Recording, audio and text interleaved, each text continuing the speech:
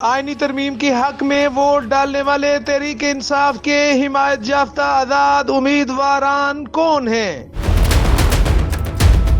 آئینی ترمیم کی منظوری کے لیے حکومت کو تحریک انصاف کے حمایت یافتہ 4 آزاد امیدواروں کی حمایت حاصل تھی۔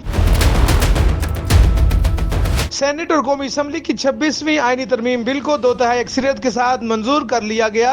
واضح رہے کہ 26 آئینی ترمیم کی منظوری سے قبل اس غرض سے ہونے والا قومی اسمبلی کا اجلاس متعدد مرتبہ ملتوی ہونے کے ساتھ ساتھ تاخیر کا شکار بھی رہا۔ تاہم اتوار کو 2 مرتبہ وقت کی تبدیلی کے بعد شروع ہونے والی قومی اسمبلی کے اجلاس میں وفاقی وزیر قانون اعظم نذیر طارڑ نے 26ویں آئینی ترمیم پیش کی۔ اسپیکر قومی اسمبلی ایاز صادق کی زیر صدارت ہونے والی قومی اسمبلی کے اجلاس میں ترمیم منظوری کے لیے 225 اراکین اسمبلی نے ووٹ دیے، جبکہ 12 ارکان نے اس کی مخالفت کی۔ یہاں یہ بات سمجھنے کے لیے ضروری ہے کہ قومی اسمبلی میں حکومتی اتحادی اراکین کی تعداد 215، جبکہ اس آئینی ترمیم کے لیے حکومت کو درکار ووٹرز کی تعداد 224 تھی۔ حکومت کو قومی اسمبلی میں 26ویں آئینی ترمیم کی منظوری کے لیے پاکستان تحریک انصاف کے حمایت یافتہ 4 آزاد امیدواروں کی بھی حمایت حاصل تھی۔ 26ویں آئینی ترمیم کی منظوری کے لیے حکومتی اتحاد پی ٹی آئی کے حمایت یافتہ جن 4 آزاد امیدواروں نے ووٹ دیے، ان میں سے سب سے پہلا نمبر مبارک زیب کا ہے، جنہوں نے NA8 باجوڑ سے پاکستان تحریک انصاف کے حمایت یافتہ امیدوار کے طور پر الیکشن جیتا۔ 1998 میں پاکستان کے صوبہ خیبر پختونخوا میں پیدا ہونے والے 26 سالہ مبارک زیب نے سابقہ قبائلی علاقے میں قومی اسمبلی NA8 باجوڑ اور صوبائی اسمبلی پی کے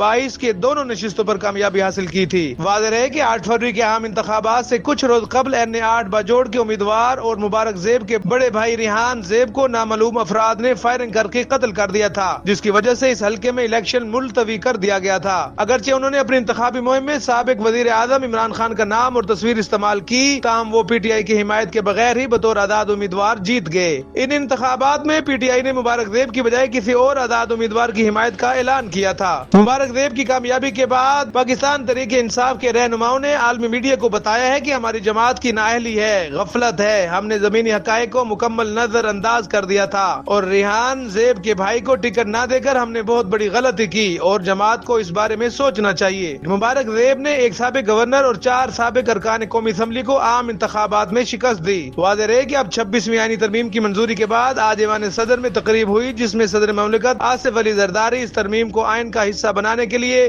سمری پر دستخط کر چکے ہیں، جس کے بعد یہ ترمیم آئین کا حصہ بن چکی ہے۔ آئینی ترمیم میں تحریک انصاف کے حمایت یافتہ عثمان علی دوسرے نمبر پر وہ قومی اسمبلی کے رکن ہیں جنہوں نے 26ویں آئینی ترمیم کے حق میں ووٹ دیا۔ انہوں نے 2024 کے عام انتخابات میں پاکستان تحریک انصاف کی حمایت حاصل تھی اور انہوں نے NA142 ساہیوال 2 سے کامیابی حاصل کی تھی۔ پی ٹی آئی کے حمایت یافتہ عثمان علی کا سن 2024 کے عام انتخابات میں انتخابی نشان مور تھا۔ تیسرا امیدوار جو پاکستان تحریک انصاف کے حمایت یافتہ تھے اور انہوں نے آئینی ترمیم کے معاملے پر حکومت کو ووٹ دیا، اس میں اورنگزیب خان کھچی کا نام شامل ہے۔ اورنگزیب خان کھچی 2024 کے عام انتخابات میں پاکستان تحریک انصاف کی حمایت حاصل تھی اور انہوں نے NA159 وہاڑی 4 سے قومی اسمبلی کی نشست پر کامیابی حاصل کی۔ وہاڑی کی تحصیل میلسی سے تعلق رکھنے والے اورنگزیب خان کھچی کے والد بھی کئی بار قومی اسمبلی کے ممبر رہ چکے ہیں۔ 2024 کے عام انتخابات میں اورنگزیب خان کھچی کا انتخاب نشان حقہ تھا۔ آئینی ترمیم میں حکومت کو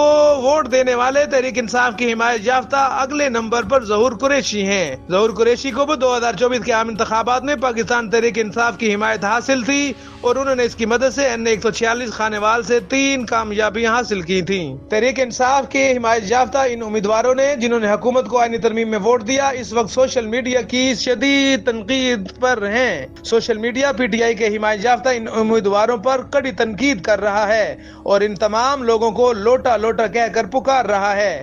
اب دیکھنا یہ ہے کہ آنے والے وقت میں پاکستان تحریک انصاف اپنی صفوں میں اتحاد قائم کرنے کے لیے، اپنے باوفا ساتھی ڈھونڈنے کے لیے کیا حکمت عملی تیار کرتی ہے۔ مزید اپڈیٹ کے لیے جڑے رہیے نیوز ویو اردو کے ساتھ۔